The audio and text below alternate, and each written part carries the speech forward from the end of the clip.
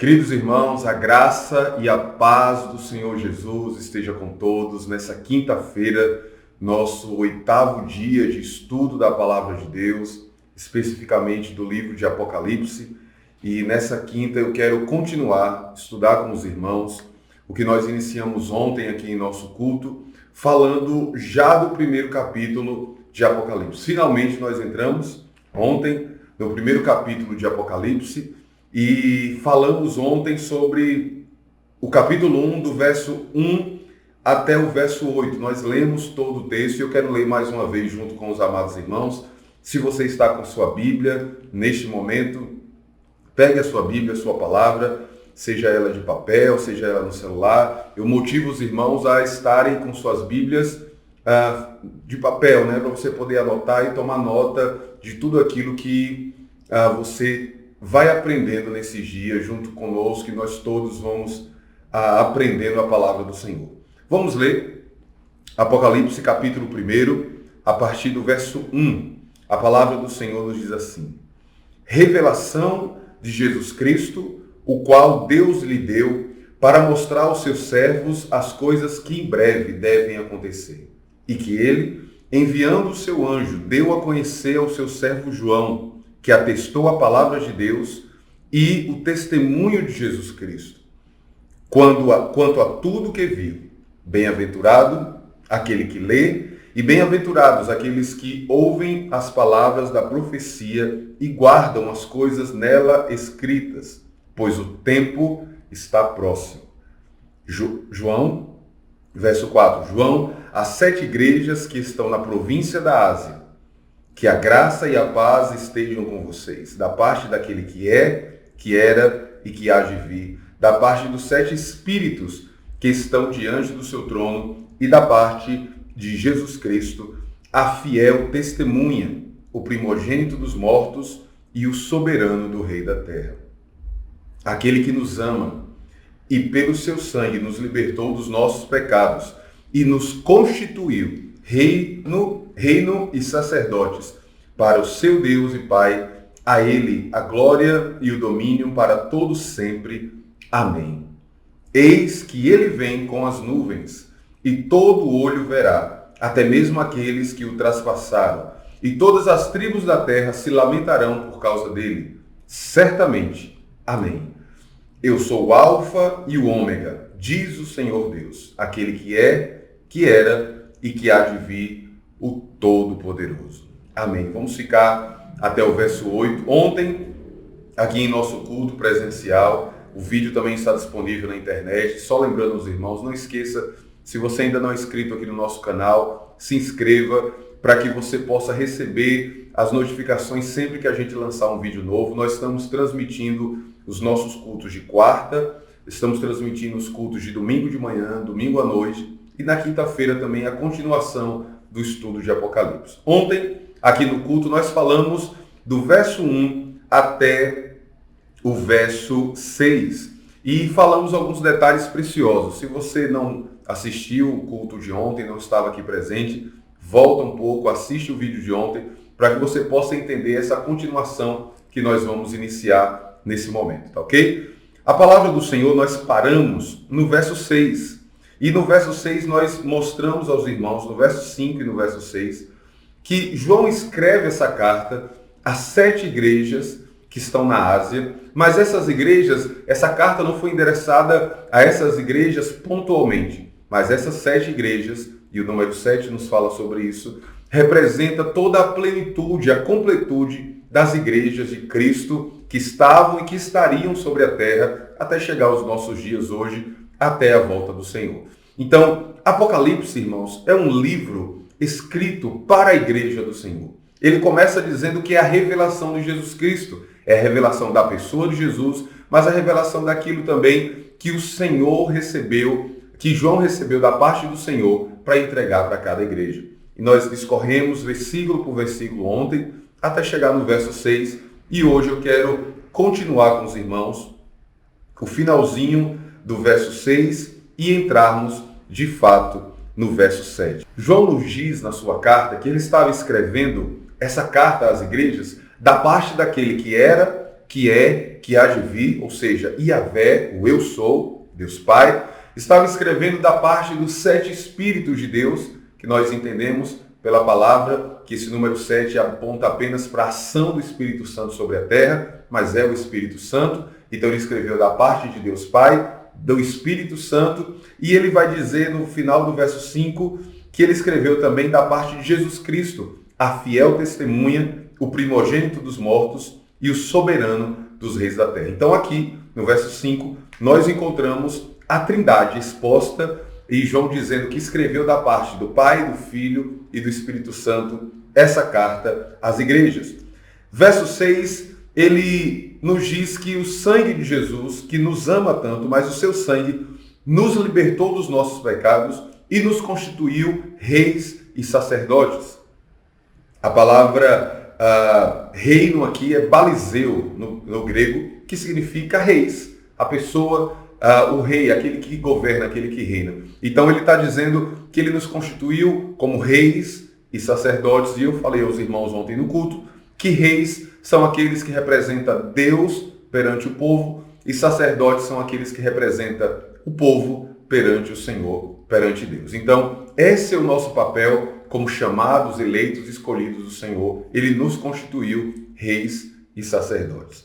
Mas, de fato, eu quero hoje estudar com os irmãos o verso 7 e, encerrando o verso 8, o vídeo vai ser um pouco mais curto, mas para a gente concluir essa primeira parte do capítulo 1, e ele começa dizendo no capítulo 7, eis que ele vem com as nuvens e todo o olho verá, até mesmo aqueles que o traspassaram. E todas as tribos da terra se lamentarão por causa dele. Certamente, amém.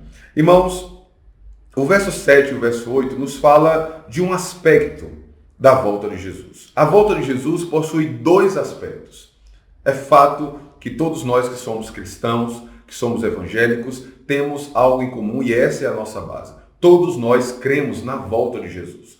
Todos nós, todo aquele que professa Jesus Cristo como Senhor, não tem dúvida da promessa da volta do Senhor Jesus. Todos nós aguardamos esse dia e olha, irmãos, vencedor é aquele que anseia, que aguarda com um coração cheio de alegria a volta do Senhor. É fato que há muitos filhos, há muitos crentes que não lembram disso. Passam meses e meses, a não ser que uma pregação o desperte para isso, para lembrar que um dia o nosso Senhor Jesus voltará. Vencedor é aquele que sonha diariamente, todos os momentos, com a volta do Senhor. E a volta de Cristo, então, tem 2 aspectos. Aqui no verso 7 fala de um aspecto da volta de Cristo e eu quero hoje estudar com os irmãos os 2 aspectos. Quais são esses 2 aspectos? Há o aspecto oculto e o aspecto evidente, as claras. O aspecto oculto é o que nós chamamos de arrebatamento. E o aspecto às claras é a volta de Jesus nas nuvens. São 2 eventos, irmãos, distintos, diferentes, e por isso que quando a gente vai para a palavra do Senhor e lê, muitas vezes nos confundimos, porque nós encontramos textos que falam que essa volta do Senhor pegará muitos desapercebidos, ele virá como um ladrão, e eu quero ler alguns textos com os amados, e depois nós encontramos textos como esse, que diz que ele vem com as nuvens, e todo olho verá, até mesmo aqueles que o traspassaram. Então, como se dará a volta de Cristo? Será em secreto, em oculto, ou será uma volta vista por todos, que todo olho verá? Então, eu digo para os irmãos, a volta de Cristo tem 2 momentos, tem 2 aspectos. Jesus não vai voltar 2 vezes, mais 2 vezes, não, ele vai voltar uma vez só. Contudo, a sua volta é separada por 2 eventos distintos. A volta de Cristo, a iminência da volta de Cristo, é separada por 2 momentos distintos. A volta, o arrebatamento, que é aquele momento em secreto, em oculto, e, como aqui diz em Apocalipse, o dia que ele vem às claras e todo olho verá. Vamos ver primeiro o aspecto secreto. Eu convido você a abrir sua Bíblia em Apocalipse capítulo 3, verso 3. Vamos ler alguns textos. A palavra do Senhor diz assim: lembre-se, pois, do que você recebeu e ouviu, guarde-o e arrepende-se. Se você não vigiar, virei como ladrão, e você de modo nenhum saberá em que hora virei contra você. Aqui nos fala desse primeiro aspecto da volta de Cristo, chamado de arrebatamento, que é o momento, e ele usa essa palavra em comparação bem clara, para que todos entendam. Ele vem como um ladrão.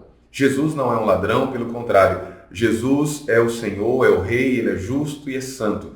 Contudo, ele usa a comparação com a vinda de um ladrão quando vem para tomar algo da sua casa, da casa de alguém. Ele vem de forma secreta. E ele diz, lembre-se do que você recebeu e ouviu. Ele falando para uma das igrejas. Guarde-o e arrependa-se. Se você não vigiar, olha a condição para não ser pego desapercebido no aspecto secreto do arrebatamento. Se você não vigiar, virei como ladrão, e você de modo nenhum saberá em que hora virei contra você. De modo nenhum saberá que hora virei contra você. Apocalipse 16:15, ele diz, eis que venho como vem o ladrão. Bem-aventurado aquele que vigia e guarda as suas vestes, para que não ande nu e não se veja a sua vergonha. Mais uma vez aqui em Apocalipse ele faz um alerta. Eis que eu venho como vem o ladrão. Como que vem o ladrão, irmãos? Ele não toca trombeta, ele não dá sinais, pelo contrário, ele vem em secreto, na hora mais escura da noite, em que todos estão dormindo, desapercebidos, não estão vigilantes. Quem é que está acordado de madrugada esperando o ladrão? A não ser que saiba que dia esse ladrão viria. Estaria o dono da casa preparado. Mateus 24, verso 40 até o verso 41, nos diz assim. Então 2 estarão no campo. Um será levado e outro será deixado. 2 mulheres estarão trabalhando no moinho. Uma será levada e a outra será deixada. Portanto, vigiem. Está aqui mais uma vez a condição para o arrebatamento, para ser participante do arrebatamento. Vigiem, porque vocês não sabem em que dia virá o Senhor de vocês. Porém, considerem isto. Se o pai de família soubesse que hora viria o ladrão, vigiaria e não deixaria que a sua casa fosse arrombada. Por isso, estejam vocês também preparados, porque o Filho do Homem virá a hora em que vocês menos esperam. Percebe? Todos esses textos nos falam de uma volta, de um momento em que as pessoas estarão desapercebidas e o contexto que está ao redor delas não anunciará essa volta do Senhor. Não será algo que sinalizará. Ora, irmãos, nós sabemos, mesmo sem ter entrado no estudo de Apocalipse, que a volta do Senhor propriamente dita, depois, no final da grande tribulação, vai ser precedida de sinais. E qualquer pessoa que minimamente tenha lido Apocalipse saberá que aqueles sinais são da volta de Cristo. Trombetas, ele vai ser anunciado por trombetas, sinais no céu, na terra, o sol se escurecerá, a lua se tornará como sangue, tudo estará acontecendo sobre a terra, são sinais evidentes da volta propriamente dita do Senhor, a volta às claras. Mas então, como entender? Porque nesse texto ele diz que temos que estar vigilantes, apercebidos, porque ele vem sem anúncio nenhum, ele vem como vem o ladrão. Por isso o dono da casa, se soubesse o dia que o ladrão vem, a hora que ele vem, estaria vigilante, preparado. Então, entenda, são 2 momentos, 2 eventos diferentes, porque os aspectos que rodeiam esses 2 eventos são diferentes. Enquanto um não tem precedência de anúncio, pelo contrário, ele nos diz que muitos estarão dormindo, desapercebidos. Mas os vencedores estarão vigilantes, atentos, porque não sabeis a hora que o seu Senhor vem. Por outro lado, quando nós lemos Apocalipse e outros textos da Bíblia, a Bíblia nos fala que ele vem e todo olho verá. Ele vem de forma evidente, às claras, precedido de grandes sinais. Então, nós entendemos que são 2 eventos diferentes, 2 aspectos da volta do Senhor. Será como a vinda de um ladrão. É impressionante como Jesus usa essa comparação. Como não se sabe quando vem o ladrão, é preciso estar preparado constantemente. O cristão, o vencedor, deve estar vigilante constantemente, aguardando com expectativa o arrebatamento, quando o seu Senhor nos tomará e nos tirará dessa terra. como nem todos estão vigilantes, e a gente sabe disso, conclui-se então que nesse primeiro evento, em oculto, em secreto, nem toda a igreja estará preparada. Irmãos, é evidente, basta vivermos no nosso dia a dia que nós percebemos que há crentes vigilantes, há crentes que estão desapercebidos, há virgens nécias e há virgens prudentes, como a parábola das virgens. Então, entendemos que nesse primeiro momento, nesse arrebatamento, nesse momento em oculto, em secreto, nem toda a igreja participará desse momento. Uma parte, eu acredito que uma parte pequena, participará desse evento que nós conhecemos como o arrebatamento dos vencedores. Porque a condição para participar desse evento é estar apercebido, vigilante, como o dono da casa estaria se soubesse o dia que vem o ladrão. Naquele dia serão arrebatados apenas os que estiverem vigiando. Quanto aos que ficarem, isso, claro, não significa que não sejam salvos, mas que não estavam qualificados para esse primeiro evento, para esse primeiro momento. Por isso que eu acredito, pela palavra de Deus, que o arrebatamento acontecerá antes da grande tribulação. Contudo, não acontecerá para toda a igreja, mas somente para aqueles que estiverem vigiando, estiverem vigilantes. Enquanto os pré-tribulacionistas acreditam que toda a igreja será arrebatada antes da tribulação e os pós-tribulacionistas acreditam que a igreja será arrebatada só no final da grande tribulação, e eu acredito que ambos têm base bíblica para afirmar isso, eu creio que ambos estão corretos. Contudo, são eventos diferentes, com públicos diferentes. No primeiro, Jesus vem em secreto, em oculto, como vem um ladrão. E ele tomará as primícias. As primícias são os crentes maduros, os que vigiaram e os que fizeram as obras do Pai enquanto é dia. Estavam vigilantes, preparados, apercebidos. Esses serão tomados antes da grande tribulação. Aqueles que ficarão, são salvos e passarão por esse momento, conhecido na palavra como a grande tribulação. Não sofrerão a ira de Deus, contudo, terão que vencer o anticristo, e eles vencerão. Nós vamos estudar em Apocalipse que muitos serão mortos por amor a Cristo e se juntarão àquele primeiro grupo que foi arrebatado, tirado antes da grande tribulação. Então, são dois aspectos da volta do Senhor. O primeiro, o arrebatamento, onde os vencedores, o trigo maduro, o filho varão, será arrebatado e preservado da grande tribulação. Por quê? Qual a condição? Estavam vigilantes, estavam apercebidos.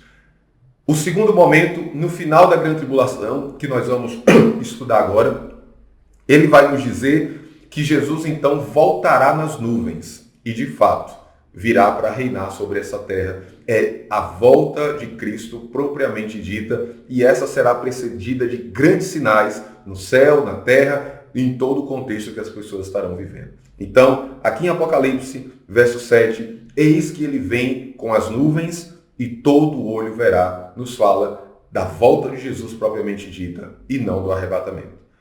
O arrebatamento acontecerá em hora desconhecida, ninguém sabe. Há muitas pessoas que, ao longo da história, tentaram determinar a data da volta de Jesus. E eu digo para você, meu irmão, se alguém tentar determinar o dia, de fato, que essas coisas acontecerão, fuja de tal pessoa. Porque a Bíblia não nos dá sinal algum ou data evidente alguma do arrebatamento, dessa volta, desse momento em secreto. Muitas pessoas marcam e têm marcado o dia que isso acontecerá, e todas têm falhado. Porque o Senhor virá quando muitos estiverem desapercebidos, não estiverem vigilantes. E a palavra não nos diz o dia e a hora. Contudo, quanto à volta de Jesus propriamente dita, uma vez que a grande tribulação se estabelecer, um relógio, um cronômetro será detonado e nós saberemos exatamente, aqueles que estiverem na terra, a volta de Jesus, em que dia acontecerá. E nós vamos estudar isso mais à frente. Então, nenhum ladrão diz previamente a hora da sua chegada, por isso será em hora desconhecida, como nós lemos em Apocalipse 3:3. Lá em Mateus 24:36 diz, mas a respeito daquele dia e hora, ninguém sabe, nem os anjos do céu, nem o Filho, senão o Pai. Jesus está dizendo que ninguém sabe. o dia do arrebatamento. Em Mateus 24, 42, ele vai dizer: portanto, vigiai, porque não sabeis em que dia vem o vosso Senhor. Percebe? São dois momentos diferentes. Enquanto um está aqui o livro de Apocalipse apontando para os sinais e a data cronológica que Jesus voltará uma vez que se iniciar a grande tribulação, por outro lado, o aspecto secreto requer vigilância, requer estarmos apercebidos e que ninguém sabe quando isso vai acontecer. Ainda em Mateus 25, 13, Jesus diz: vigiai, pois, porque não sabeis o dia nem a hora. Jesus disse que nem ele mesmo sabia o dia e a hora, mas somente o Pai sabia. Alguns, como eu disse, tentaram marcar dias e horas, mas todos falharam, ninguém sabe. Apocalipse diz, em Apocalipse capítulo 2, verso 28, tem outra característica que eu quero mostrar aos irmãos. Apocalipse 2, 28, vamos ler. Assim também como eu recebi a autoridade do meu Pai, eu lhe darei ainda a estrela da manhã. Ele está falando aqui ao vencedor. Ao vencedor será lhe dada a estrela da manhã. Contudo, em Malaquias, a Bíblia vai nos dizer que ele vem como o sol do meio-dia. Malaquias 4:2. Então perceba as duas comparações que Jesus usa. Para o vencedor, se referindo ao arrebatamento, ele fala da estrela da manhã. Irmãos, a estrela da manhã é aquele momento, aquela estrela que só é percebida e vista para aqueles que estão acordados de madrugada.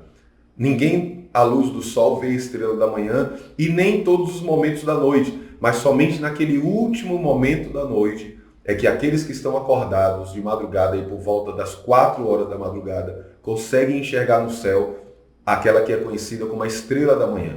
Contudo, o sol do meio-dia, a gente não precisa estar vigilante para perceber. Ao meio-dia, todos enxergam o sol. Por quê? Porque ele é evidente em toda a terra. Ele é evidente sobre todas as pessoas. Não requer estar vigilante, apercebido, acordado de madrugada para ver o sol. Mas requer estar acordado de madrugada quando todos estão dormindo para enxergar a estrela da manhã. Percebe as duas comparações?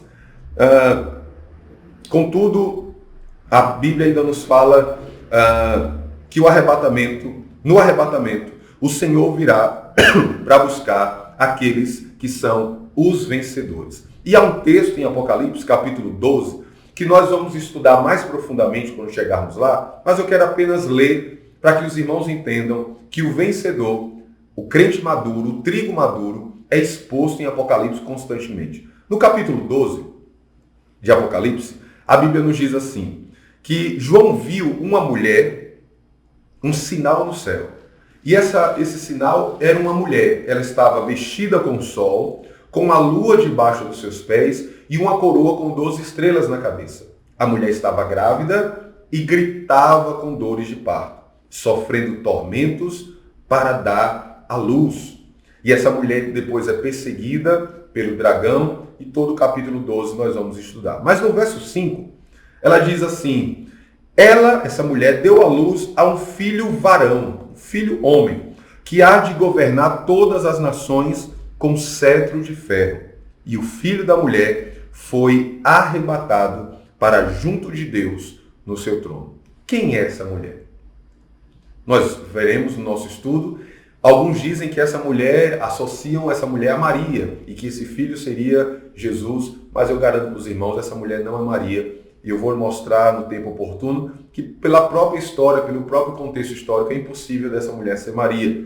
Alguns dizem que essa mulher é Israel, que deu à luz à igreja, e esse filho homem aqui, que deu à luz a Jesus. Esse filho homem se refere a Jesus, que foi perseguido pelo dragão e foi assunto ao céu. É uma boa interpretação bíblica.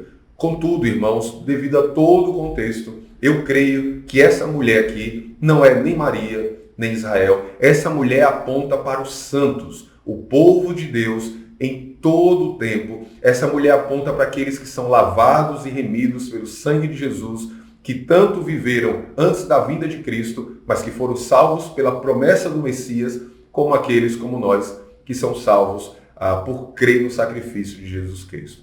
Então, essa mulher simboliza todos os santos. E a Bíblia diz que ela dá luz a um filho varão, a um filho homem, varão. E esse filho foi arrebatado até o céu. E nós vamos ver que esse filho varão não se refere a Jesus, mas se refere à porção da mulher, da igreja, que amadureceu e que foi arrebatada diante do Senhor. E mais uma vez é um sinal do arrebatamento dos vencedores, daquele que amadurece primeiro, daquele que se prepara e que vigia para esse momento. Por isso, meu irmão, cabe a mim e a você estarmos vigilantes e apercebidos, porque não sabemos o dia, portanto, vivamos todos os dias na ardente expectativa da volta do Senhor, fazendo as obras que o Senhor colocou em nossas mãos para fazer. Mas assim como há o aspecto secreto, há o aspecto evidente, que inclusive nós lemos no capítulo 1 de Apocalipse. Sobre o aspecto evidente, é a volta do Senhor propriamente dita nos ares, quando ele virá para destruir o anticristo, destruir o falso profeta e implantar o seu reino sobre a terra, julgar as nações e implantar o seu reino milenar aqui na terra. A Bíblia fala que por aqueles dias o sol vai escurecer e a lua se tornará como sangue, e o abominável da desolação será colocado no templo, e então acontecerá a grande tribulação como nunca houve. O anticristo, a besta que Apocalipse nos fala, governará sobre a terra, implantará o seu governo, mas na metade do seu governo ele quebrará o acordo que fez com Israel, e aí se iniciará aquilo que a Bíblia chama de a grande tribulação.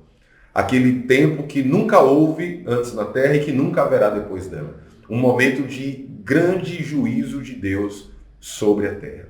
Vai ser um período terrível, onde Deus vai derramar a sua ira sobre todos aqueles que são seguidores do anticristo, que são opositores ao Senhor. Aqueles que estiverem aqui, que forem crentes no Senhor Jesus, serão guardados da ira de Deus. Por isso, aqueles que não forem arrebatados no primeiro momento, não perderão a sua salvação. Ao contrário, aqui nesse tempo, não sofrerão a ira de Deus de forma alguma. De alguma forma serão preservados da ira do Senhor, que será derramada sobre a terra. Contudo, sofrerão a perseguição do anticristo, do diabo. E aqueles que estiverem na terra serão vencedores, se tornarão vencedores, porque terão que vencer a perseguição do anticristo sem negar a fé e sem negar o nome de Jesus. A sua volta, depois da grande tribulação, o Senhor será visto por todas as tribos da terra, como nós lemos no verso 7 do capítulo 1 de Apocalipse. Sabe, não existe muita clareza se a terra mencionada aqui em Apocalipse 1:7 se refere a todo o planeta ou somente à porção de Israel. Israel, muitas vezes na Bíblia, é conhecido como a terra, né? A terra prometida, a terra.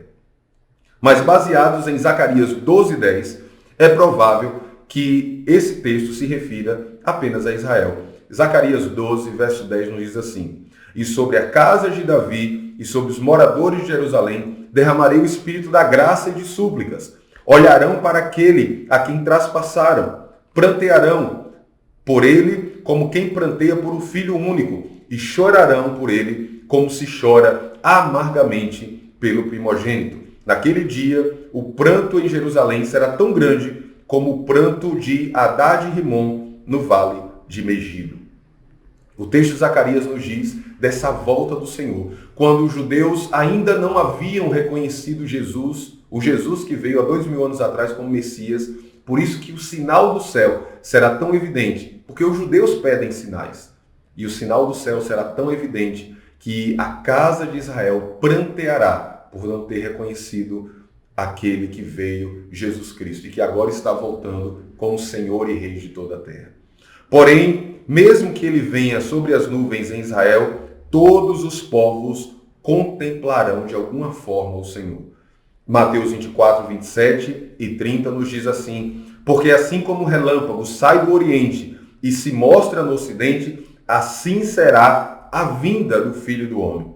Então aparecerá no céu o sinal do Filho do Homem, e todos os povos da terra se lamentarão e verão o Filho do Homem vindo sobre as nuvens do céu com poder e grande glória."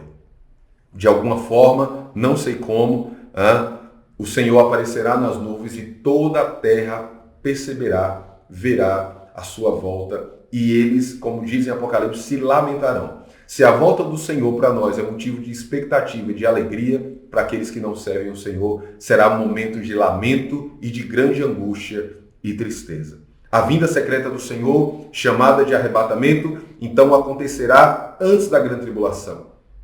E as claras acontecerá no final da grande tribulação. No seu aspecto secreto, ninguém sabe o tempo e a hora que ele virá, mas no segundo, no aspecto às claras, os sinais são perfeitamente evidentes na palavra do Senhor. Ele vai ocorrer quando soar a última trombeta, que é a sétima trombeta. Ela marcará o final da grande tribulação, como está lá em Apocalipse 18:1 e em 1 Tessalonicenses 4:16. O anticristo deverá se manifestar antes da vinda do Senhor. Então perceba, resumindo para os irmãos o vídeo de hoje, nós entendemos que na palavra de Deus há dois momentos que acontecerão sobre o seu povo, sobre a igreja. Um momento acontecerá e a Bíblia nos fala que será um momento em secreto, oculto, e ele faz a comparação como a vinda de um ladrão, e somente aqueles que estiverem vigilantes podem ser tomados nesse momento, ou participarem desse momento, que é o que nós chamamos de arrebatamento, que acontecerá antes da grande tribulação. Quem participará desse arrebatamento? Somente aqueles que estiverem vigilantes, que eu denomino de vencedores, baseado nas cartas às igrejas de Apocalipse. Um segundo momento, e esse sim, a volta do Senhor propriamente dita, acontecerá no final dos 7 anos, no final da grande tribulação, no final do reino do anticristo, onde o Senhor Jesus virá nas nuvens e todo olho verá. Ele será precedido por trombetas, sinais no céu, na terra, de todas as formas, sinais acontecerão, e aqueles que estiverem aqui, tiver um mínimo de conhecimento da palavra, saberão, Jesus está voltando e esse momento será precedido de grandes sinais. Então, hoje nós encerramos por aqui, deixando claro esses dois momentos na palavra do Senhor. O primeiro momento em secreto, em oculto, chamamos de arrebatamento dos vencedores, que acontecerá antes da grande tribulação. O segundo momento, a vinda de Cristo, quando ele virá nas nuvens com seus anjos e com os vencedores para guerrear e reinar aqui na terra e tomar posse e reinar durante 1000 anos. E esse segundo evento será precedido de grandes sinais. Você quer participar, meu irmão, daquele primeiro momento onde seremos tomados em secreto pelo Senhor e não passaremos pela grande tribulação? O critério é, esteja vigilante. Quem é o vencedor? É aquele que vive todos os dias aguardando a volta do Senhor. É aquele que vive todos os dias sabendo que o meu Senhor pode voltar a qualquer momento, então eu vou fazer as obras que Ele me pediu para fazer enquanto é dia, para que eu seja contado entre os vencedores, que eu esteja nesse dia participando desse evento, desse primeiro momento, e você também, meu irmão. Deus te abençoe no nome de Jesus. Aproveite esse momento final agora para orar ao Senhor, apresentar a sua vida e peça a Ele, Senhor, faz de mim um vencedor, desperta o meu coração para te servir. Deus te abençoe no nome bendito de Jesus Cristo.